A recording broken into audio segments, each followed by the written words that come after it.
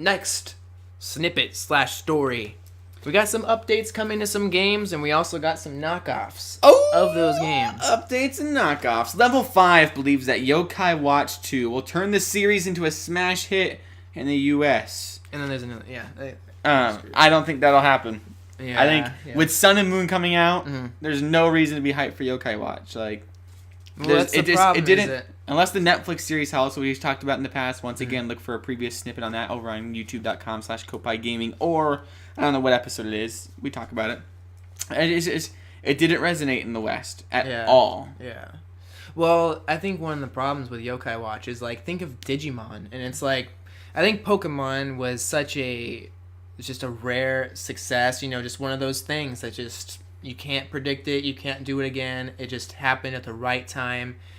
Even Digimon, which I think really benefited from Nintendo's or Pokemon's success and being so popular, even that I don't feel like could sustain the popularity, ever reach the levels that Pokemon did. And where is it now? In a lot of ways, Digimon was way cooler, I thought. Like, Digimon had like some cooler monster designs and just the whole... They've tried it so many times to do these new Pokemon games or a thing that's supposed to be just as big as Pokemon, and it just never works. And the weird thing is that Yokai Watch apparently did do it in Japan. Like, it did dethrone it in a lot of ways. Market, I'd say. I think that things have come in Japan that have rivaled Pokemon, and been able to do that. I still think, though, that they haven't been able to. We'll see where Yokai Watch ends up being in the long run. If Pokemon has had a massive, like, they've been going on for like 20 plus years. Is it 25th anniversary now? It's like, or it's 20 years, right? And so I don't know. There's just something, we don't see that of these other knockoff or Pokemon like rivals and stuff. Yeah, and they're trying to do that and stuff with all that, but you can't knock off Nintendo. The thing is Pokemon just had the formula so right.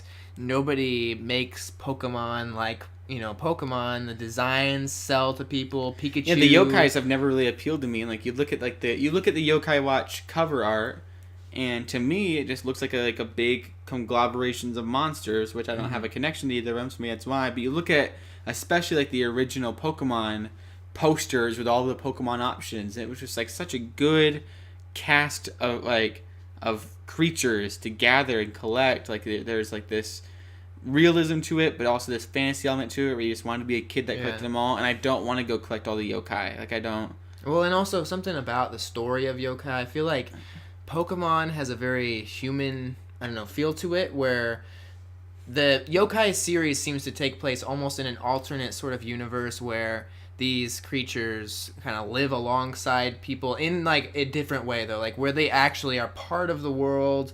It's an everyday occurrence where you're going to interact, or one of these guys is going to maybe influence your thoughts or manipulate you in some way, whereas in Pokemon, I feel like Pokemon are basically like animals as they are in this world today. It's basically our world. It's slightly altered where now you can go out on an adventure and just catch it's not so dramatically different where it's like, this doesn't feel, when you're playing it, it's almost like I can walk outside right now, and I can go outside right now, and I can see buffalo running around. I can see horses. Yeah, it's all based and stuff. I don't go outside and find a ghost in my mailbox, you know? And while there is some appeal to that, like this high fantasy element where there's like your TV is a ghost and your chair is a yokai and stuff, like everything can be a yokai.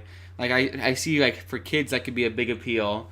But there was such an appeal of like you have your pet dog and that's your Arcanine, like there's there's like it made you want to bond with just like nature and life and the animals and the bugs and the insects, all that more. And there's like a real, like we said, there's a realistic element to that. And so Koppai is skeptical that Yokai Watch can turn around, but they have the sequel coming, and I hope they don't give up on it. I want to see. It'd be cool to one day be like, you know what, I'm gonna go get all the yokai and just have fun with it. Definitely not a bad franchise, but I think it needs to stop being compared to like Pokemon. Yeah. I think it needs to stop trying to be a hit, because that's what it's trying to do. It's trying to be a Pokemon hit. And I think it just needs to be a fun role-playing game. And if it does that, and if it succeeds at being that, it'll be fine. But maybe that's our fault as like kind of journalists and game coverage people. that we're trying to make into a Pokemon, but I feel like they're trying to do that too with their marketing and where they're pushing it. Yeah. And even having that's all we hear about it, is that it's supposed to be the next Pokemon. And or even like how they have like the 2 releases now where like one's dark and one's light. It's like you're trying to do that formula and you just need to stop and do Yokai Watch, do you, and move on. Speaking of people that need to do you, well Splatoon is getting an update. Awesome. Still just continue to support Splatoon. Also, Sepia Go and Pocket All-Star Smash Bros. Yeah, they hit the Android store in China. China. Have you watched any of the coverage of these? I watched a little bit. Yeah, it's pretty knockoff. Did you watch both of them? No, I don't think so. The Pocket All-Stars Smash Bros. Actually seems pretty cool. It's like Flash animation, isn't it? Yeah, something like... Well, it's like... I would say it's kind of like Paper Mario styled.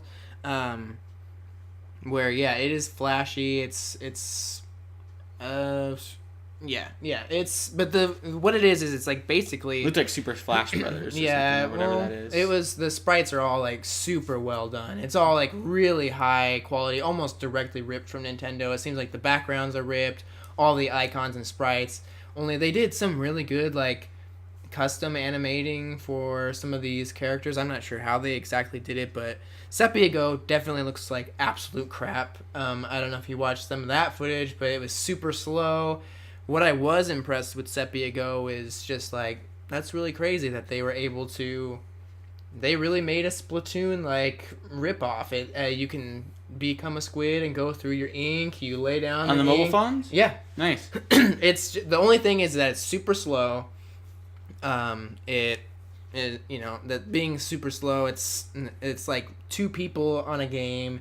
It's the graphics are crappy compared to it. Everything's absolutely ripped off. It's like, why would you... I don't know. It's so pointless to try to play it on such a blocky frame rate and all that. But it is impressive that they were able to make it so that... I don't know how they did it, unless they just like data mined Splatoon itself and figured out exactly how it works. But they are able to make a game that's got the Splatoon maps. You have your ink, you splash it down, you become a squid and fly through it. It has the meter that fills back up, and you do all the Splatoon things. And it's just complete ripoff. Pocket All-Star Smash Bros. Is a little bit less ripoff because it's like some sort of turn-based card style game or something like that. And but it doesn't seem too difficult or anything. It just seems like maybe in China they're not able to get some of those games, and this is just their ripoff. Whoever worked on it, I don't know. Cease and desist is going to be pretty quick. Yeah. Well, I don't know about in China. I don't know how that all works. I think that they can just do their own thing in China. Yeah. China. Yeah. China. Yeah. Also, if you want to play the real deal, head over to GameStop. You can get a refurbished 2DS for $50 right now. That's heck of a deal. Yeah, that's awesome. Because don't they all come with like Mario Kart or something?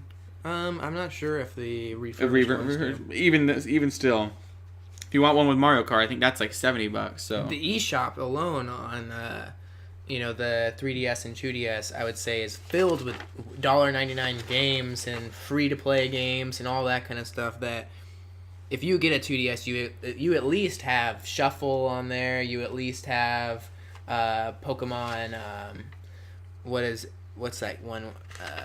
There is Pokemon Picross, I think, is free, but there's the other one too. It's like the little Rumble guys or whatever, the little ball ones. That's also free on there. So yeah, you got some free to play ones and also super super cheap.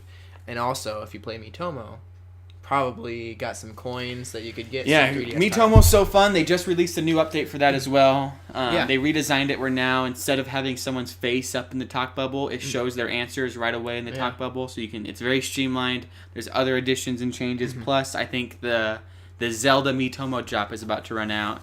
Go on Reddit, find out ways to get that, and get those Zelda gear, because that probably won't be back for a while. Probably not till the release, or if ever again. And that's some really awesome gear for your Mii. Take some catchy Mii photos. And I'm still under the belief that your Miis from Miitomo are going to transfer over to your NX UI or menu or some sort of account-based system in that way. But